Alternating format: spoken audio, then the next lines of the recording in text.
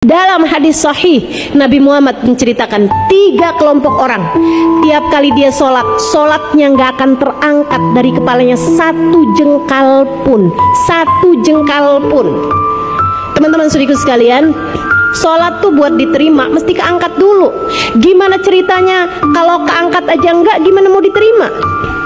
Dan kalau diterima baru ada pilihan mau dibalas apa nggak dibalas. Tuh kayak WhatsApp.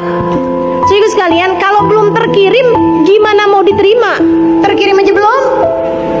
Terkirim dulu baru diterima kalau ada sinyal, kan begitu ya? Nah kalau misalnya nggak ada sinyalnya gitu kan, terus nggak terkirim atau nggak keterima, gimana mau dibalas teman-teman? Demikian pula dengan amal ibadah kita gitu kan, ada syaratnya keangkat dulu, artinya keangkat terkirim gitu. Nah habisnya terkirim kemudian baru diterima apa enggak sama Allah, kemudian habisnya diterima atau enggak, baru kemudian Allah bales atau enggak bales. Nah, ini ada kelompok orang sholatnya tidak keangkat satu jengkal pun dari atas kepalanya. Siapa mereka ya Allah? Imam zalim, seorang pemimpin yang zalim. Camat kek, bupati kek, wali kota kek, gubernur kek, apalagi presiden.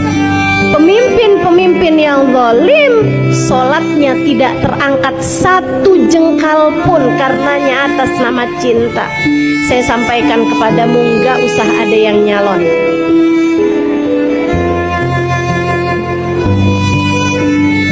Nggak usah di sini ada yang cita-cita pengen jadi gubernur ya.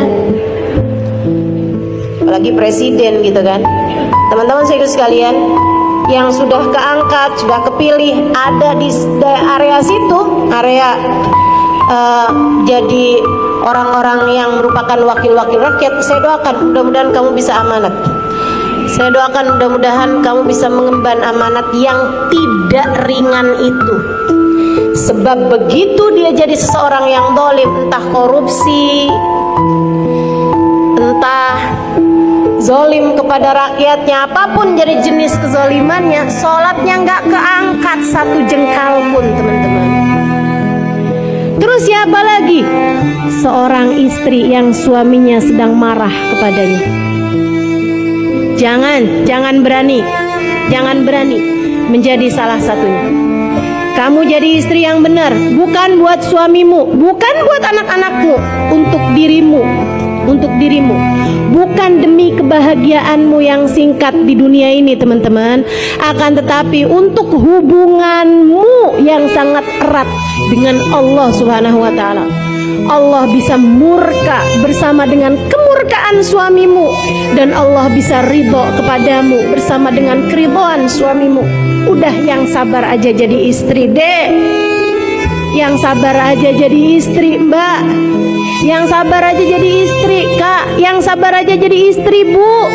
Waktu kita nggak lama kok di atas muka bumi ini. Sabar-sabarin aja demi untuk dirimu sendiri, demi untuk sholat-sholatmu sendiri, demi untuk ibadahmu biar diterima sama Allah Subhanahu wa Ta'ala, demi untuk pintu surgamu yang kamu bisa diperkenankan, dibukakan dari semua pintu surga.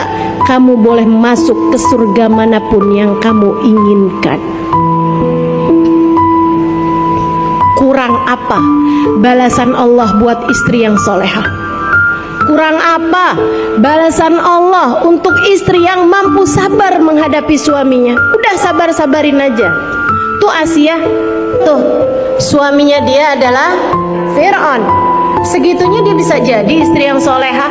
Teman-teman, kabarnya Asia tuh kalau sama Fir'aun dianggap nggak nurut, itu ditaroin di kayak tempat tidur gitu yang dibuat dari api, yang dibuat dari besi, di bawahnya api dinyalain, dipanggang. Fir'aun mau bikin Asia jadi Asia panggang. Lah suami kita kan nggak Fir'aun amat. Ayolah. Lagian kamu mau nuntut suami kamu tuh mau jadi kayak apa? Ngaca. Dirimu sendiri itu loh, kayak sok-sokan aja, sok-sokan sempurna. Bukankah dirimu juga punya banyak kekurangan? Bukankah dirimu juga punya banyak aib dan celah? Bukankah dirimu juga punya banyak kesalahan?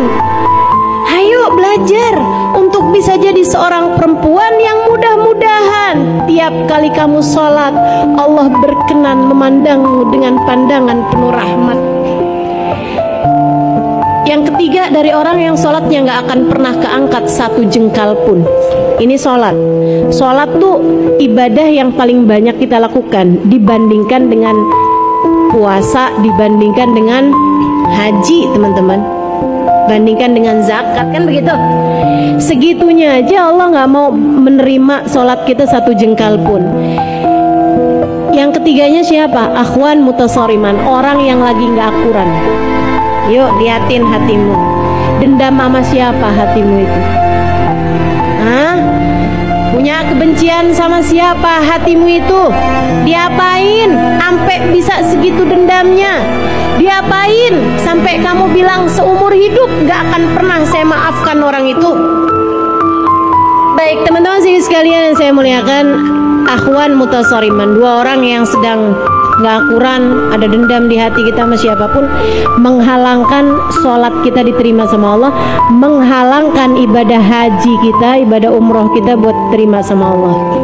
Jadi yuk sama-sama saling benerin diri, biar kita ketika mengerjakan ibadah apapun aja jadi ibadah yang layak diterima sama Allah Subhanahu wa ta'ala.